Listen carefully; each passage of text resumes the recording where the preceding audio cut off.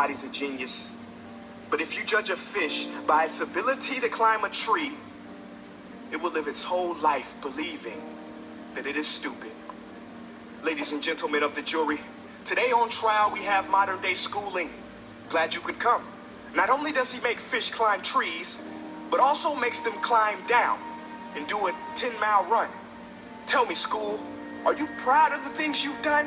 Turning millions of people into robots, do you find that fun? Do you realize how many kids relate to that fish swimming upstream in class, never finding their gifts, thinking they are stupid, believing they are useless?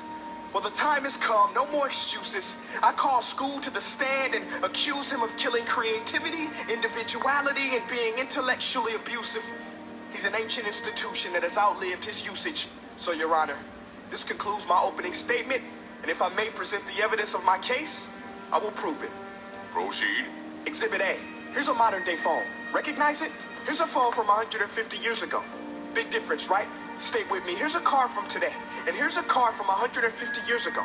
Big difference, right? Well, get this. Here's a classroom of today, and here's a class we used 150 years ago. Now, ain't that a shame? In literally more than a century, nothing has changed. Yet you claim to prepare students for the future? But with evidence like that, I must ask, do you prepare students for the future or the past? I did a background check on you and let the record show that you were made to train people to work in factories, which explains why you put students in straight rows, nice and neat, tell them sit still, raise your hand if you want to speak, give them a short break to eat, and for 8 hours a day, tell them what to think. Oh, and make them compete to get an A. A letter which determines product quality, hence grade A of meat. I get it.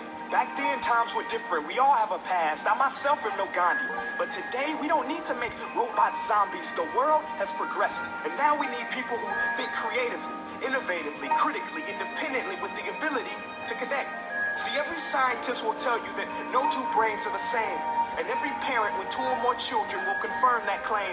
So please explain why you treat students like cookie cutter frames or snapback hats, giving them this one-size-fits-all crap. Watch your language. Sorry, Your Honor, but if a doctor prescribed the exact same medicine to all of his patients, the results will be tragic. So many people would get sick, yet when it comes to school, this is exactly what happens. This educational malpractice, where one teacher stands in front of 20 kids, each one having different strengths, different needs, different gifts, different dreams, and you teach the same thing the same way? That's horrific. Ladies and gentlemen, the defendant should not be acquitted. This may be one of the worst criminal offenses ever to be committed. And let's mention the way you treat your employees. Objection overruled. I want to hear this. It's a shame. I mean, teachers have the most important job on the planet, yet they're underpaid? No wonder so many students are short-changed. Let's be honest. Teachers should earn just as much as doctors, because a doctor can do heart surgery and save the life of a kid. But a great teacher can reach the heart of that kid and allow him to truly live. See, teachers are heroes that often get blamed, but they're not the problem. They work in a system without many options or rights. Curriculums are created by policymakers, most of which have never taught a day in their life.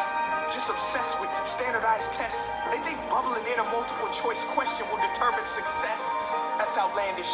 In fact, these tests are too cruel to be used and should be abandoned, but don't take my word for it.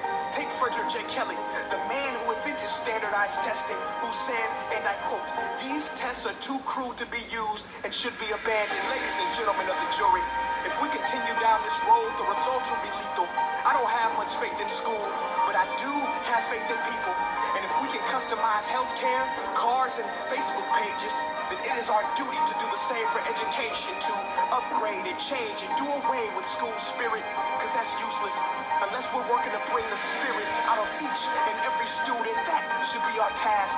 No more Common Core. Instead, let's reach the core of every heart in every class. Sure, math is important, but no more than art or dance. Let's give every gift an equal chance. I know this sounds like a dream, but countries like Finland are doing impressive things.